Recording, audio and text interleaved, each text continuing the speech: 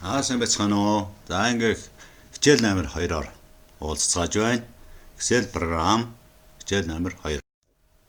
За тэгэхээр бид нэр Excel програм дээр хүсэгт боловсруулдаг гэсэн. Тэгээ би та бүхэнд нэг энэ хүснэгтийг харуулж байна.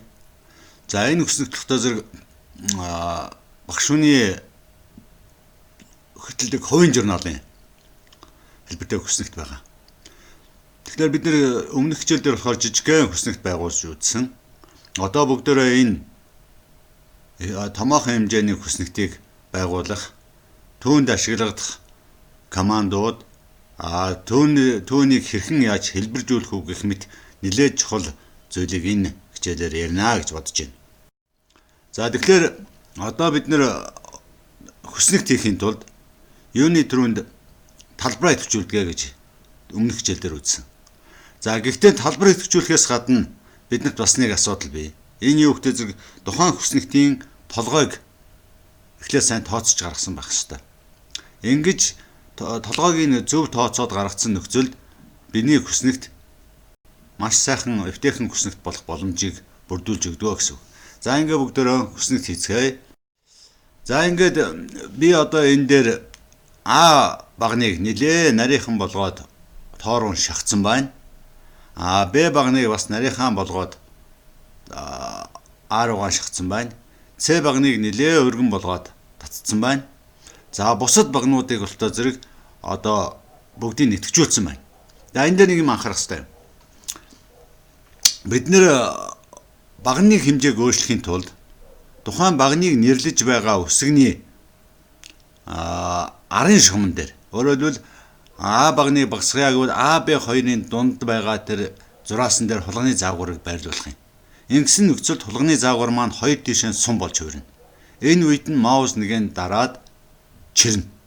Өөрөөр хэлбэл А-нуудыг багасгах гэж байгаа учраас А руугаа таттаа зэрэг нарийнхан болоод ингээд шахацж байгаа. Б мөн адилхан БЦ хоёрын дундлын зураасан дээр хулганы зааварыг байрлуулахаа хоёр тишээ сум болно. Энэ үед нь маус нэгэн дараад Б руугаа чирнэ гэсэн үг. Ингээ боллоо гэсэн үедээ маус нэг авна. За C гуртаа зэрэг CD хоёрын дундлын зураас дээр хулганы зааварыг байрлуулж агаад маус нэгэн дарахаар хоёр тишээ сум болно. За энэ үед нь ихсэх байдлаар хойш нь дээр угаан чирхлээ зэрэг ингээд хэмжээ нэгсэж байгаа. За энэ дараагийн олон нүднүүдийг идэвхжүүлсэн байна. Үүнийг яаж идэвхжүүлэх вэ гэхтээ зэрэг D гэсэн үсгэн дээр хулганы заавар байрлуулж агаад давшихоор D баг маань бүхэлдээ идэвхжинэ. За энэ үед нь маус нэгэн дараад хойш нь чирнэ. За ингэхдээ зэрэг E, F, G, N хэмжлэгээр бүх нүднүүд чинь ингээд идэвхжээ яваад байна. За ингээд одоо боллоо гэсэн үедээ маус нэг авна гэсэн үг. За энэ нь ямар хүчтэй вэ гэхтээ зэрэг ерөнхийдөө бүгдийн нэгэн ижил хэмжээгээр өөрчлөхийн тулд тухайн багнуудаа бүгдийг идэвхжүүлж яана гэж ойлгож байна. За ингээд би одоо нөгөө идэвхжүүлсэн байгаа багных нь нэрээр идэвхжүүлсэн байгаа нүднийхээ аль нэг багныг л одоо хэмжээг нь багсан гэсэн. Одоо жишээл одоо энэ бидний харж байгаа энэ дээр бол зэрэг G баг маань жижигхэн болоод хувирсан байгаа. G баг маань. Энэ G хэдийгээр G баг нь ингээ ганцаараа хувирч байгаа шиг энд харагдаж байгаа боловч дараагийн энэ дээр бүх багнууд яг нэгэн ижил хэмжээтэй болж өөрчлөгдсөн байгаа.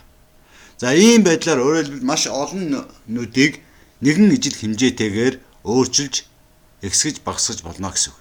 За энэ үйлдэлүүд өөрөөр хэлбэл би одоо багны хэмжээг ихсгэж багасгах энэ үйлдэлүүдийг мөрөн дээр мөн адилхан хийж болдог гэдгийг анхаарах хэрэгтэй.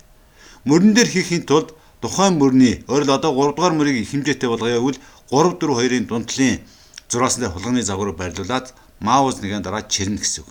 Ингэх юм бол одоо 3 дугаар мөр маань хэмжээ нэгснэ гэсэн үг.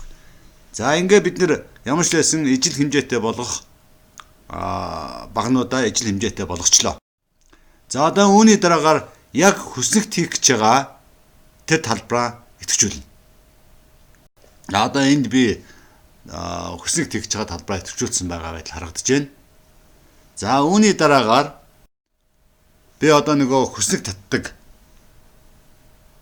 folders гэдэг командаас хэрэгслүүрээ сонгоод Эндээс all Walters гэдэг командыг сонгоно. За all Walters гэдэг командыг сонгосноор одоо бидний нөгөө энэ дээр харж байна. Та нар зүгээр шууд all Walters-ыг сонгосон үед энэ командууд гарч ирсэн зэс маань байхгүй болно. Би бол зориуд татчаа дараа нь гарч ирсэн учраас одоо энд харагдаад байна.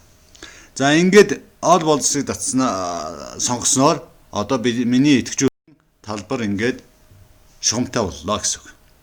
За энэ дээр шугамтай болсны дараагаар би одоо толгоогоо хэлбэржүүлэх гэж байна. Хүснэгтийн толгойг. За ингээд зэрэг хамгийн эхлээд тэр Б багны 4 5 дугаар нүд нэг нүд болоод хуурцсан байгаа. Тэгэхээр би одоо эндээс одоо С багны 3 4 5 дугаар нүдийг идэвхжүүлсэн байна гэсэн үг. Өөрөөр хэлбэл би одоо энэ хоёр нүдийг нэг нүд болгоно гэсэн үг. За инхийн тулд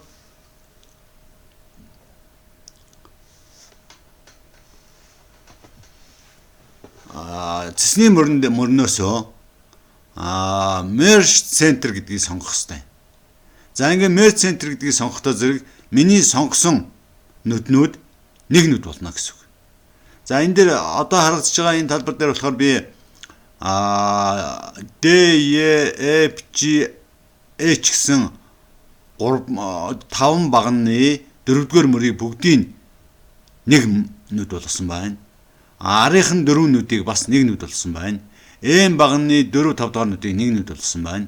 N багны 4 5 дахь нүдийг нэг нүд болсон байна.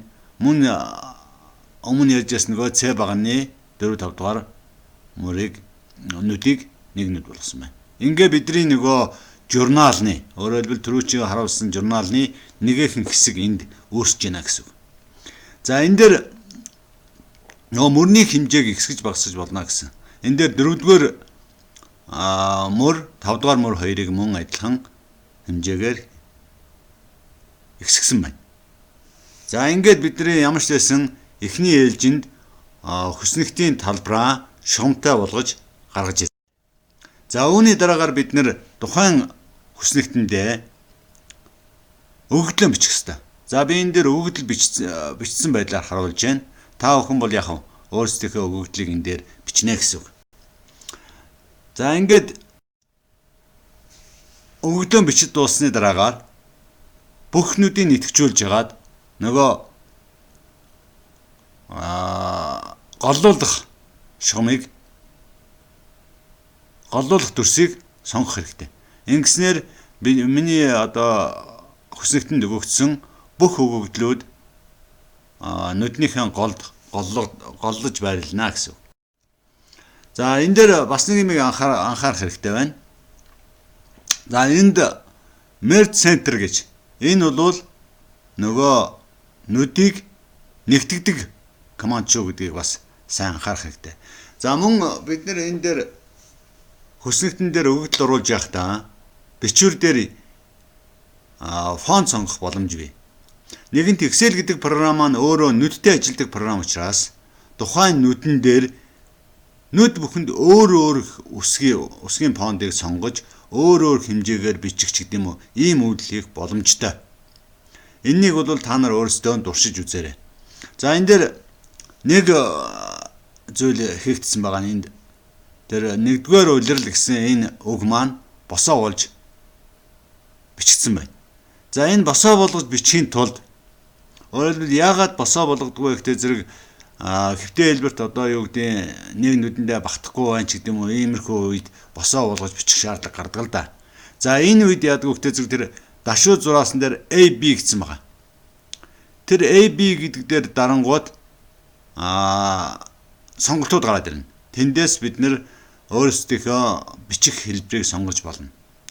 За мөн Excel програм маань нүдтэй ажилладаг програм учраас чиний бичиж байгаа бичвэр маань тухайн нүдэндээ багтахгүй бол түүнийг нүдэнд багтаах гэдэг командыг сонгож болдог. Энэ нүдэнд багтаах гэдэг команд нь бидний түрүүчийн сонгосон merge center гэдгийн дээдл дээр байгаа warp text гэж байгаа. За энийг сонгочих юм бол чиний бичвэр тухайн нүдэндээ хуваагдаж одоо багтаж болно гэсэн үг. Тэгээ түүнийг яг хөтэ зэрэг баг хэмжээгээр ч гэдэг юм уу хэмжээг нь ихсгэж багасгаж ягаад тухайн нүдэндээ бүрэн багтаах боломж байгаа. За ингээд анхаарал хандуулсан баярлалаа. Дараагийн хичээлээр уулзцаая.